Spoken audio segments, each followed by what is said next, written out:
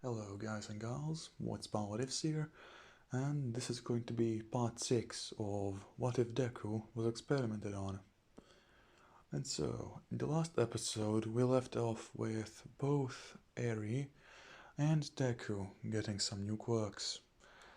And well, yeah, the quirks which Eri got was essentially that she can make a swarm of bats from her own blood, along with, well, acceleration. The acceleration quirk simply accelerates anything she wants, be it her, well, processing power, her speed, and or her growth. And well, the quirk which Deku got is, well, Goliath. Simply putting it, he can make himself even bigger, and he also gets well, essentially on top of his dragon scales, he also gets another layer of armor. So yeah. And also, when he uses Goliath, yeah, he is essentially at All Might level of power. And yeah, now we're going to continue on with this part. And so, well, as Deku and Eri are, well, finally get out of that facility, they simply go ahead on their merry way. But, well, let's just say that they, well, see a small town. It isn't exactly big. It has like its population is somewhat like 9,000 people, so not a small town. But well, yeah. Now Deku knows that he probably can't enter it because of how he looks like, so Eri simply enters for him, with Deku simply telling her to be careful. With Eri replying, "I know," and yeah. And although Eri's current age would be, I would say, yeah, 5 years old, I believe that I said. But let's just say that she has matured quite a bit, just like how Deku did when he was supposed to only have 7 years, but his maturity was already like he was an 18-year-old. And well, as she enters the town, she notices on one of the, well, TV screens as All Might pops up. And well, with All Might stating, and well, that if essentially this, if any civilians sees this villain right here, and well, as he says this villain right here, a picture of Deku and Shota pops up. As and well, Eri is a bit well worried about this fact because now everyone knows how Deku looks like. And she's also wondering who exactly Shota is.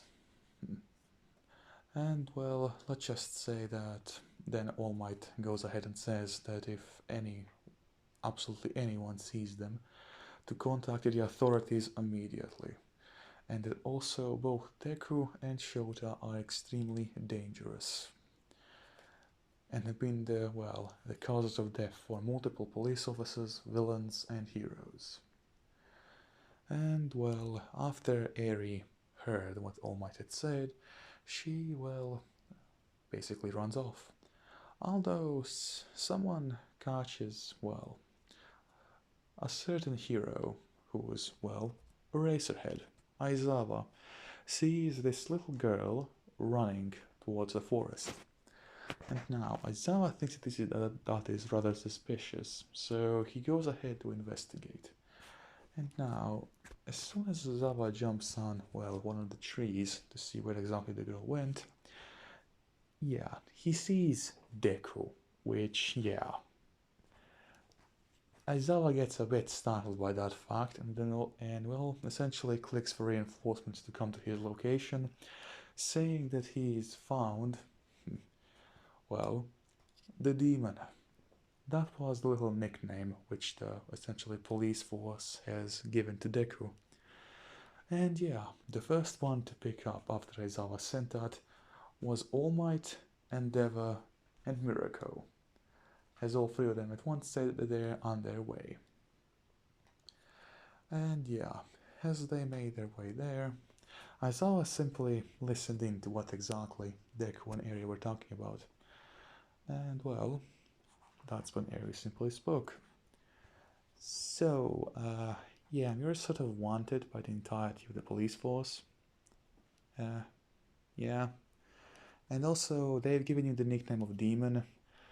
Uh, and there was also like some other girl, Shota, right? That's what's her name, I believe. And as soon as Deku hears that, he essentially like springs up. Wait, what do you mean, Shota? Did they find her, or with Eri simply stating that both of them are at large, or at least the heroes think that. And well, that's when Eri also asks him why does he look so worried whenever she mentions Shota. And that's when Deku simply responds, complicated reasons, Eri. With Eri then simply states, do you like her? With, yeah, Deku being essentially starting to mutter to himself, something which he thought he didn't do anymore. With Eri then exclaiming, oh no, you actually love her. With Deku simply then telling her, okay, that's enough from you. And well, as Deku simply asks her, so you ready to move? And before Eri could say anything, a heat wave comes from, well, right behind Eri. Now, Deku immediately uses his speed to get behind it, that is, to get in front of Eri, to essentially block the attack. And yeah, he successfully blocks it, although his armor wasn't exactly able to cover up his entire body in time, so his left arm is a bit burnt. But he really doesn't care about that right now.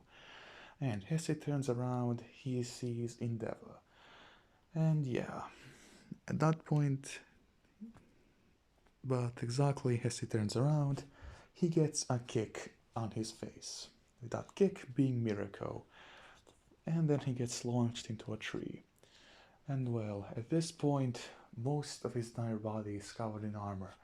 And just as he gets up to try and go ahead and attack Mirako, Aizawa pops out of nowhere and then, well, essentially completely, well, traps Deku with his, well, scarf, or essentially the thing which he has around him.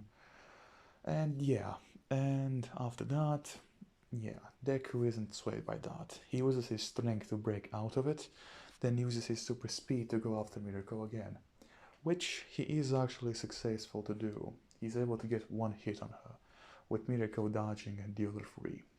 Although that one hit was enough to break her left arm. So yeah, Mirako simply tells to both Aizawa and Endeavor that, yeah, the demon is seriously strong. And after that, she simply spits out some blood and then begins to laugh and says, oh, this is going to be a good fight. But before Mirako can charge in again, someone stops her. That's someone being All Might, who has just arrived. With All Might taking a bit longer to get there because he was currently doing a press conference in a hospital. And yeah, as All Might gets into the fight, Deku immediately essentially gets, well, a bit frozen up because he's currently fighting against the top 3 rated most powerful heroes. Well, that is the first, second, and also, I believe, sixth was Mirako. The third one was Best Genist. And yeah, as soon as All Might arrives, he jumps, that is, immediately dashes towards Deku. Now, Deku gets his guard up and is able to block his first punch, although that first punch does crack his armor a bit. And right after that, another heat blast comes from Endeavor. Although this time, that heat blast, yeah, let's just say that something blocks it. That something being the Shadow Viper, which Eri just summoned. And although the Shadow Viper isn't exactly good against fire, he still absorbs most of the damage. with only a bit of the actual flame going towards Deku, and even that small flame which did go to Deku is nullified because of Deku's armor. And well, as Deku now sees that Eri has also joined the fight, All Might, Miracle, and Endeavor are confused who this little girl is. But before Endeavor could say anything else, the Shadow Viper simply goes to him. And at this point, the Shadow Viper is at 20 meters long. So yeah, he's rather large. And the Shadow Viper doesn't exactly bite Endeavor, he uses his head to essentially throw him into a nearby tree, which he does. And well, since Endeavor is a bit of a bastard, just like I said in episode 2, yeah, he isn't exactly happy about that. And he starts using essentially he gets his fire to be so hot that it turns into blue fire. And yeah, that's when he shoots it towards Eri. Although, and well, at this point Deku is fighting off against Miracle and All Might. And as Deku turns around, he sees Eri get, well, hit by the blue flames. And now, after that had happened, Deku is pissed. Like, absolutely livid. He uses the strongest amount of force he can, that is, into his arm, and then, he punches All Might right in his stomach. Now, All Might gets sent flying away, like, for about, I would say, 800 or so meters. Now, before Miracle can react to that, another hit comes towards her, although this one didn't connect to her properly, so it was essentially a shockwave which sent her flying. And yeah, after that, as Aizawa sees what's happening, he tries to intervene using his quirk to nullify Deku's. Although, one problem, Deku has at least 10 quirks on him. And yeah, Aizawa's quirk, that is, Aizawa is able to essentially get rid of Deku's energy manipulation, all of that, but his mutations quirk, that being, well, Goliath, Albino, along with his dragon scale armor, does not go away. And yeah, Deku charges towards Endeavor at this point, not even caring about Aizawa. And yeah, Endeavor is using his fire, is able to propel himself to the left. Although, yeah, Deku still got a good hold grip on his right arm. And he simply yanks it forward with him. And just like that, Endeavor lost his right arm.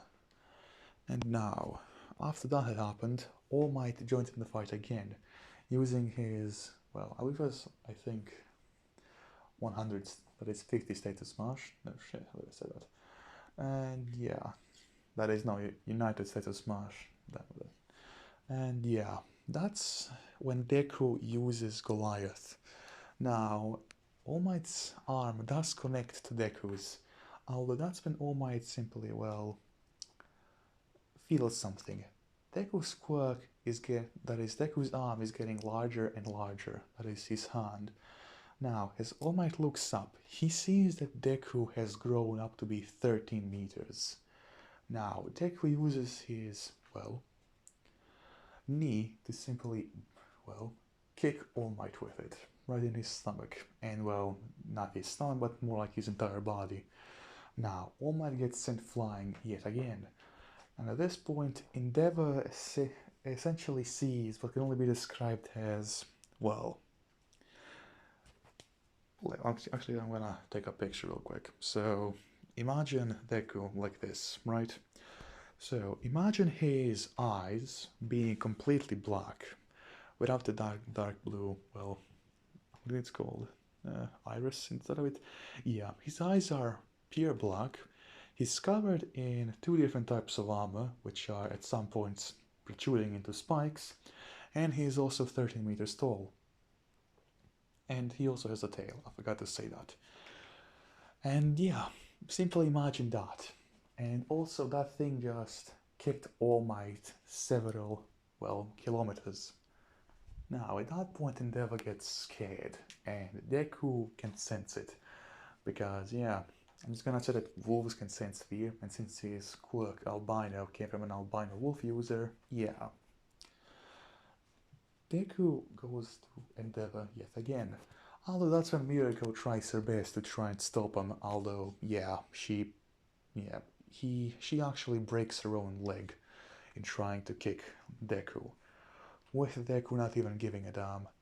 Although that's when Endeavor does yet again another completely and utterly not so heroic move, and actually grabs Eri by the throat, simply lifting her up and telling Deku to stand down or she burns. Now, at this point, Aizawa and Mirako are absolutely horrified to hear and see what Endeavor just said and did. And well, to their surprise, they think that Endeavor is about to get killed, but instead, Deku stops. Because, yeah, Deku cares a lot about Eri. That's when Endeavor simply tells Deku to, well, to stop using all of his quirks and go down to, well, his somewhat humanoid form. Deku obliges. Now, as Endeavor thinks that this is going to be the perfect opportunity to kill both Eri and, well, as he sees him, Deku, in one fell swoop, before he can do anything, the only, All Might seemingly comes around and then kicks Endeavor. Because, like I said, they were all on intercom, so yeah, that is, they had like their headphones on, that is, the earpieces on, so yeah. He heard everything that Endeavor just said and he got completely disgusted. So yeah, he kicked Endeavor and then also quickly grabbed Eri. Now, at this point, Deku is a bit confused, seeing as All Might saved, essentially as Deku sees it as his enemy. And yeah, that's when All Might tries a different route. That route being to simply speak to Deku. And surprising both Mirako and Aizawa and along with All Might yet again, Deku obliges. And he starts speaking to All Might, with the first words he ever said to All Might being this: "Let her go." That being directed at All Might, who's currently carrying Eri. And All Might obliges, essentially putting down Eri as Deku, which was only halfway done using his Goliath form. He's currently like at 7 or 6 meters tall. So yeah, he essentially picks up Eri and then asks All Might, "What do you want? Since you're currently speaking with me, I can simply presume that you realize that you can't exactly capture me." And that's when All Might simply states this: "What exactly are you?" And Deku being a bit confused by this question, because, yeah, he was like this from the day he was, well, not exactly from the day he was born, but, yeah. That's when Deku simply tells him, "It's a long story. You have anywhere else we can speak? Not in the middle of the woods?" With All Might replying, "Yes, I can take you somewhere." Now, Mirako and Aizawa had essentially already called for even more reinforcements. So yeah, Best Jeanist along with Toya, that being the older brother of Shota, was also on his way. And yeah, Toya essentially became the youngest hero to get into like the top 10 rankings. It wasn't Hawks, it was Toya. And yeah, but that's when All Might simply tells all of them to stand down, and then further saying to all of them, "If you don't stand down, I won't be able to guarantee your safety from him." And that's when all of them simply listen and stand back, as Deku fully detransforms into his humanoid form, carrying Eri in his arms.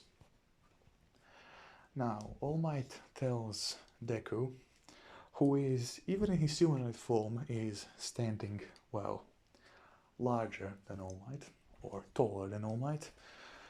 All Might tells him that if he wants, that they can get Eri to Recovery Girl, who's currently located at UA High. With Deku simply responding, fine. And yeah, as they make their way towards UA, all of the civilians are simply looking at the number one hero essentially peacefully walking with what the entirety of the public knows as the demon. A villain so powerful that, yeah, or well, let us say that as the people now know who All For One is. But yeah, Deku has been rated to be, well, more dangerous than All For One. So yeah, a bit of a fun part there. And well, as they make their way towards the UA, let's just say that several heroes are, well, that are being heroes and police are currently located at UA. And by several, I mean by like several hundred. Both heroes and police there. With Deku simply asking All Might, you do realize that I can kill them all instantly, right? That's when All Might replies, oh, yeah, sorry about that. I wasn't exactly expecting them to be this quick. And that's when All Might simply tells to the police force to move on, to essentially move back so that they can get into UA.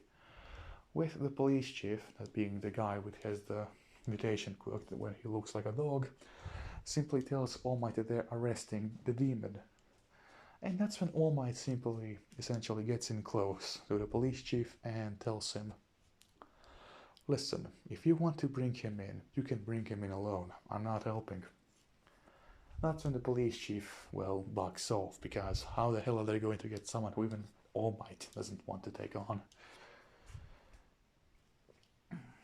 And that's as they enter the school, with all the students, with which, yeah, currently class 1A and 1B are all located there.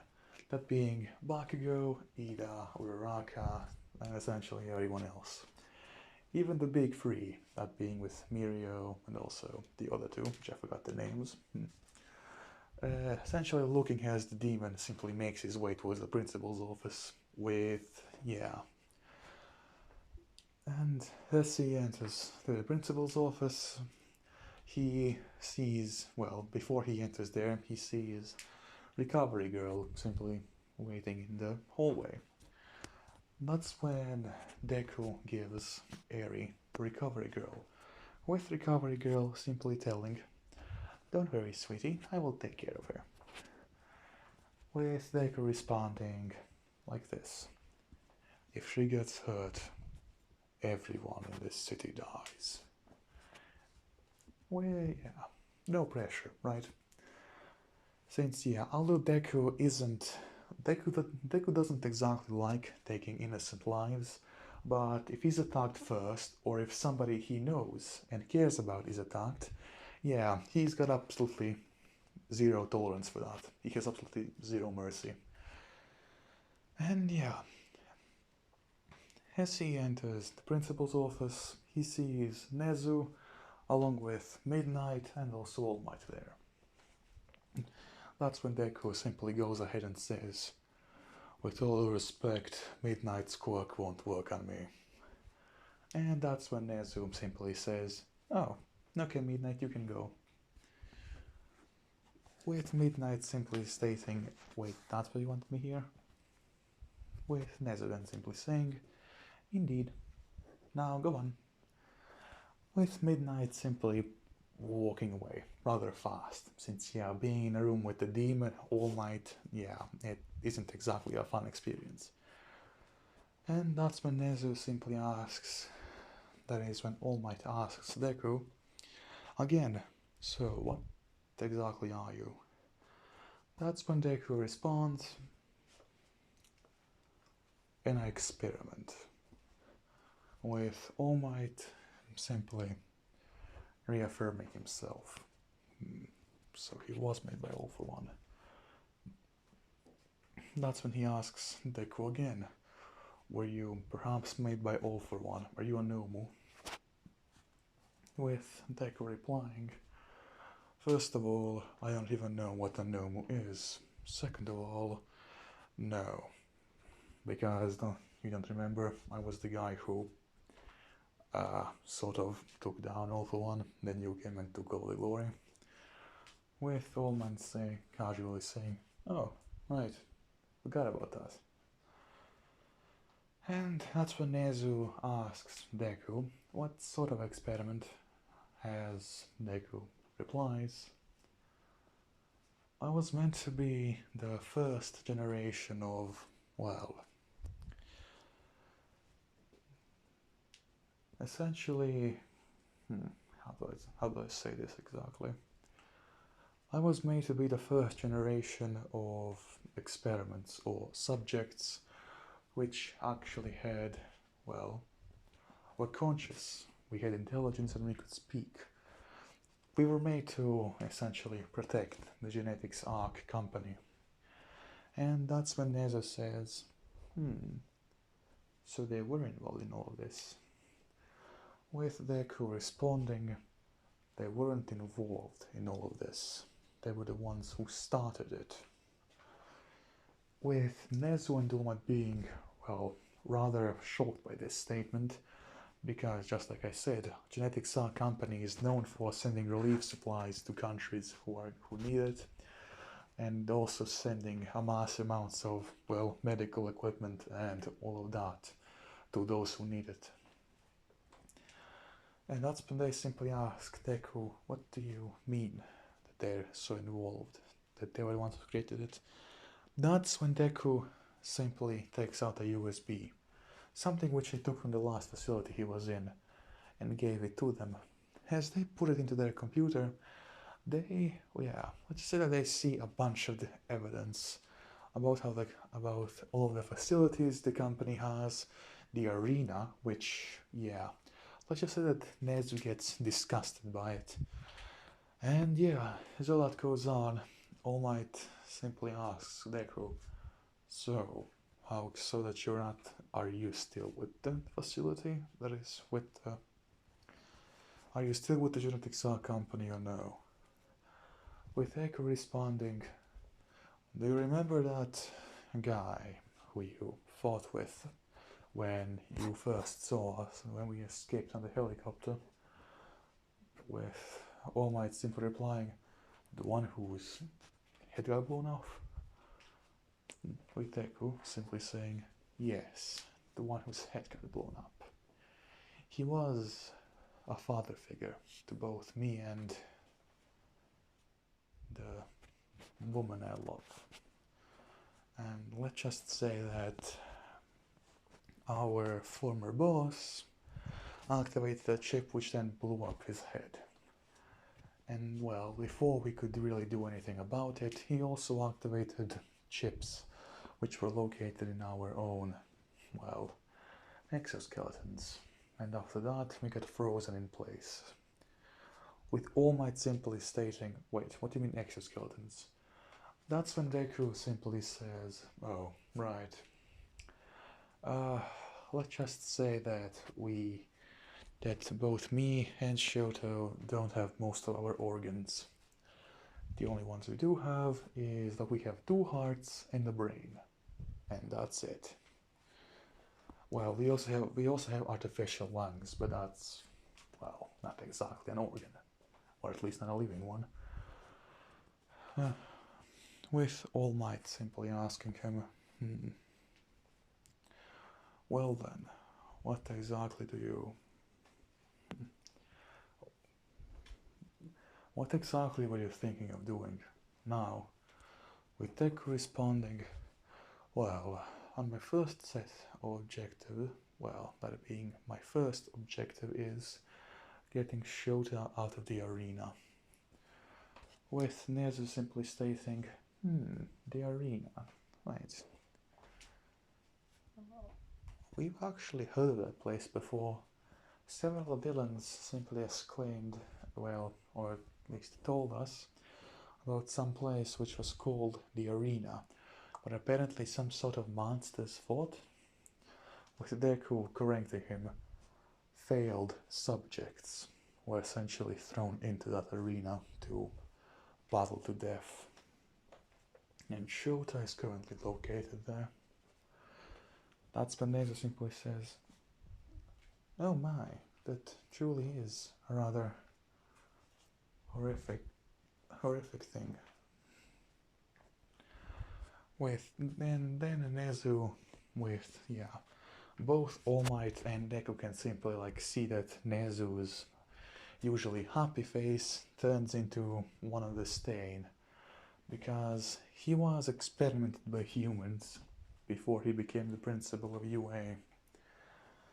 And yeah, that's when Nezu simply looks up to Deku and asks him, "So, I have a question for you, Deku, or that is Demon, but actually wait, no.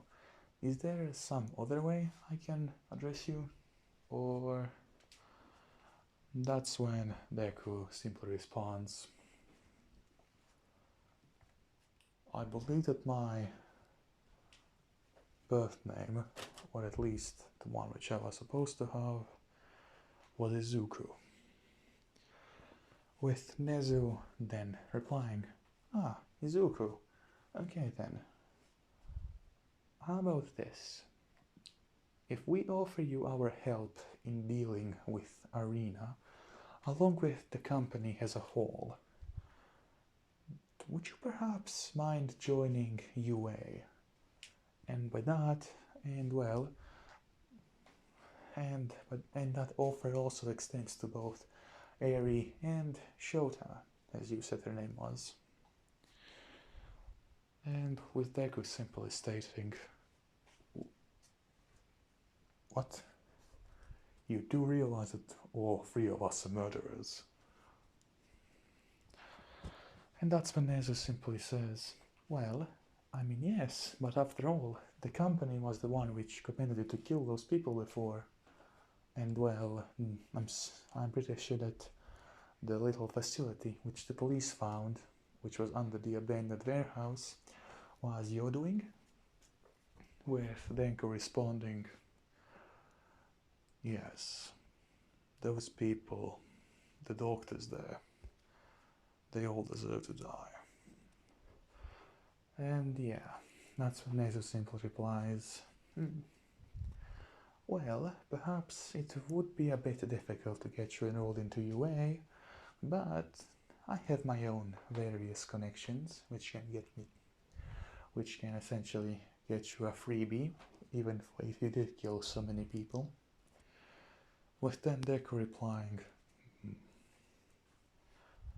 "Well, for me and Shota, I do believe that both me and her do want to stop killing people, at least like this. We would more, but for Eri, I'm not so sure, since out of both me and Shota, I believe that she was the one who went through the most horrific experimentation and torture." With Nezu simply replying, "Well, for Eri, she is a bit young and she wouldn't be able to join our school immediately, that being UA, but who says that she won't be able to, live here, be under the supervision of the teachers here, and also you. You and Shota would also be, both you and Shota would get your own rooms here, since I don't think that you have anywhere else to go."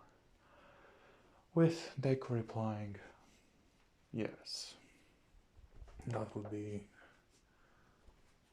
the best option. Although, why are you being this nice to us?" With Deku replying, "I do not believe that we met ever before." And that's when Nezu simply tells Midoriya, that being Deku, "Well, I'm going to put something rather simply. The company, from what you just told me, are even worse than All for One, or, just as bad as him.